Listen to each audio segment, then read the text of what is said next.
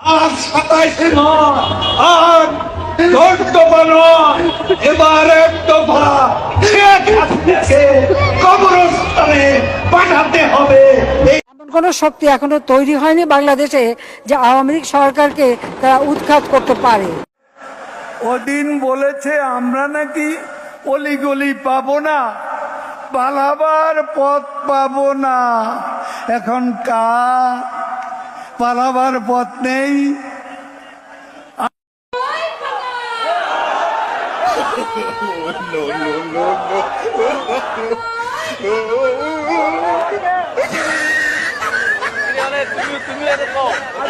আগামীকালের এই পবিত্র ঈদ উল আজহার নামাজের জানাজা, পবিত্র ঈদ উল ফিতরের নামাজ, পবিত্র ঈদ উল আজহার নামাজ অনুষ্ঠিত হবে। এই নামাজে সকলেই অংশগ্রহণ করবেন।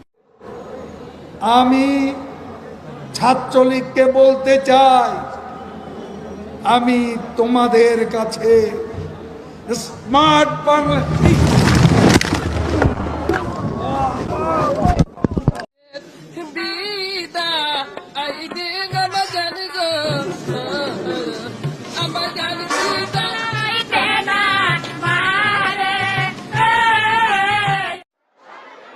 দেখতে দেখতে 15 বছর,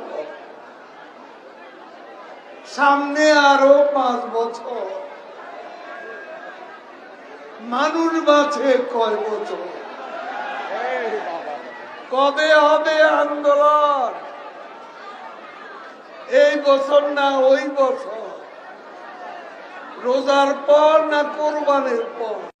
এক দফা আন্দোলন কি আমাদেরকে পদত্যাগ করতে হবে? আমার প্রশ্ন, জাতির কাছে প্রশ্ন, কি অপরাধ আমাদের? আমরা কি অপরাধটা করেছি? একজন মাসুম মানুষ পাওয়া গেছে, অক্ষরে গোনা নাই, মাত্র ইয়া পড়ছে। কপাল রে, অক্ষরে গোনা ছাড়া মাসুম। গোনা কারকে বুঝছেও না, বেড়া সেরও লাগছে না গোনা। এই দেশেতে মরবো, পালাবো না। কোথায় পালাবো? পালাবো না, প্রয়োজনে ফখরুল সাহেবের বাসায় গিয়ে উঠবো। কি জায়গা দেবেন? না হলে ঠাকুর গায়ের বাড়ি আছে, ওই বাড়িতে গিয়ে উঠবো।